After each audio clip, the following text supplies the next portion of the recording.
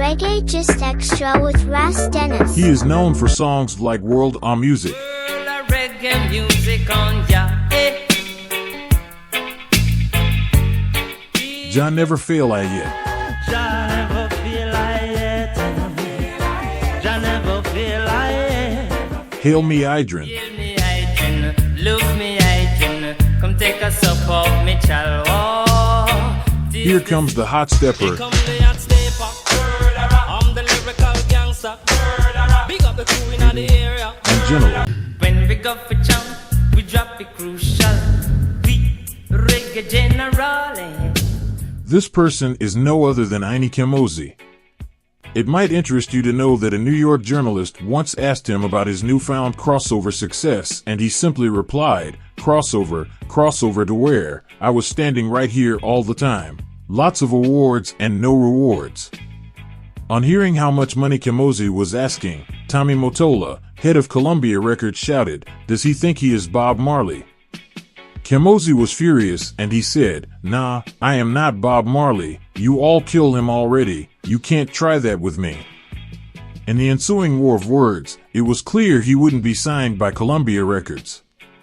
You might be tempted to point a finger at Kamoze, but before you do, please listen to what Michael Jackson had to say about Tommy Mottola. Record companies really do conspire against their artists. They steal, they cheat, they do whatever they can, especially the black artists. Sony, Tommy Mottola. Tommy Mottola is the president of the record division. He is a mean, he's a racist, and he's very devilish. This is the story of the lifelong feud between Kamoze and Tommy Mottola of Columbia Records.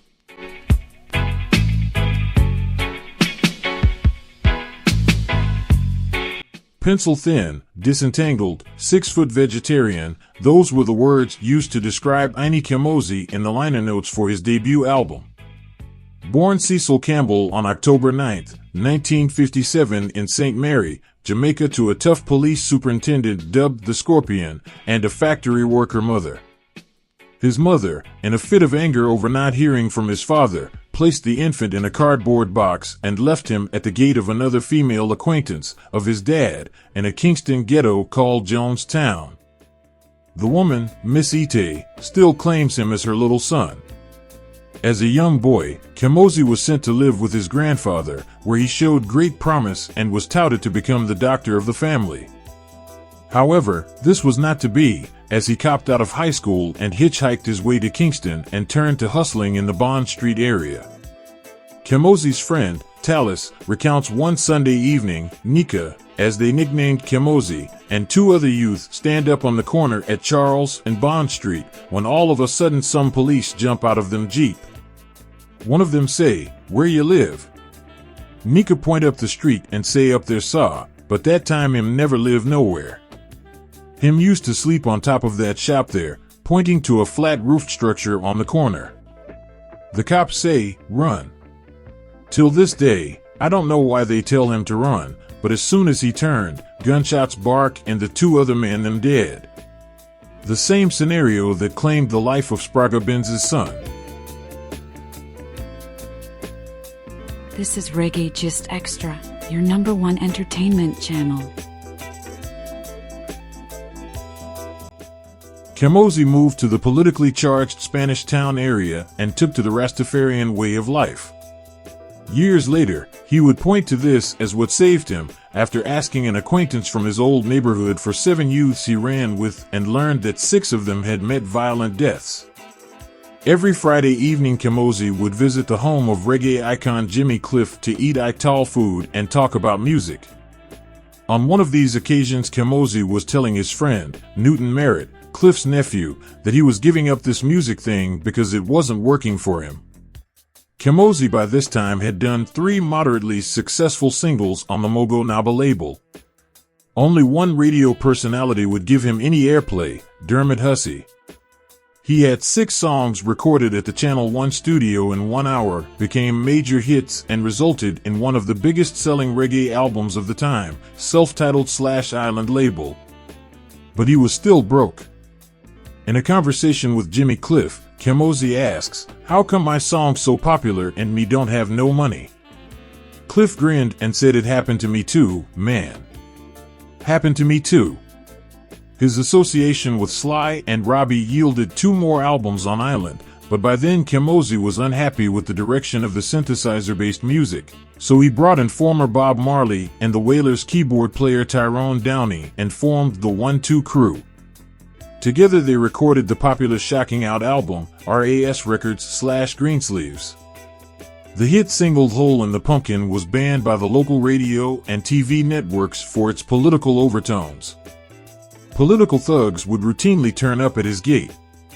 He then teamed with producer Philip Fatties Burrell and recorded Hotter This Year, the biggest dancehall anthem of the period.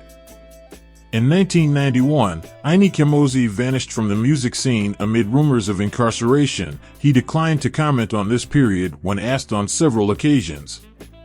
Kamoze founded his own label, releasing a compilation album Selecta Showcase which featured a popular Kamoze single titled Stress.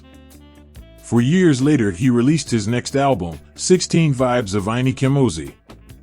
In 1994, Kamoze released the song which would become his signature, Here Comes the Hotstepper.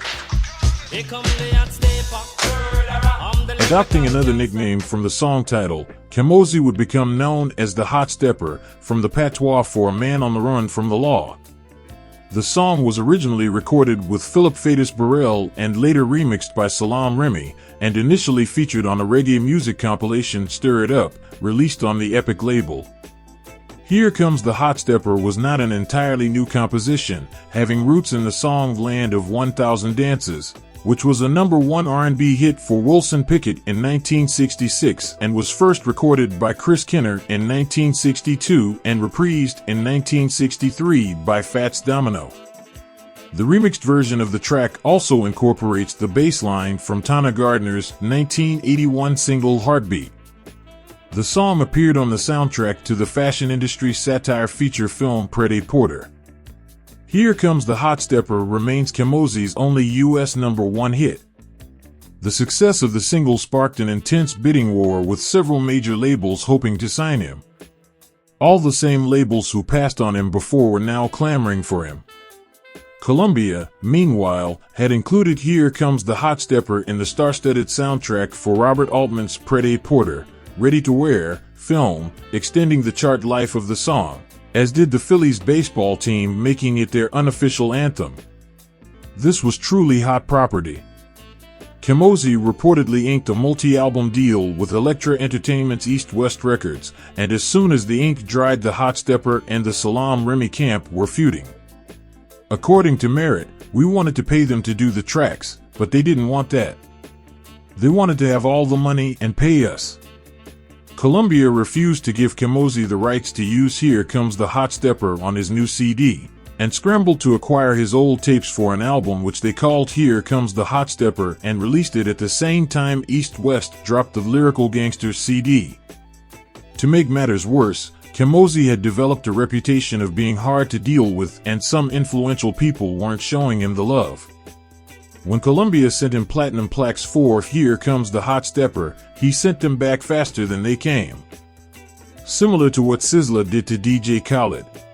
It should be noted that Kamoze once told head of East West Elektra, Sylvia Rohn, after she insisted on giving him an economy tickets to the BMI Awards in Los Angeles instead of business class, he told her, "Yo, I can buy my own ticket, as a matter of fact, me nah deal with you again." He never did. He walked away from the contract. Ini Kamoze remains the dark horse of music, the mystic man the late Peter Tosh sang about. Thanks for watching, and do remember to subscribe, give it a like and post a positive comment in the comment section below, and I'll see you again very soon for another video. Many thanks for watching Reggae Just Extra with Ras Dennis.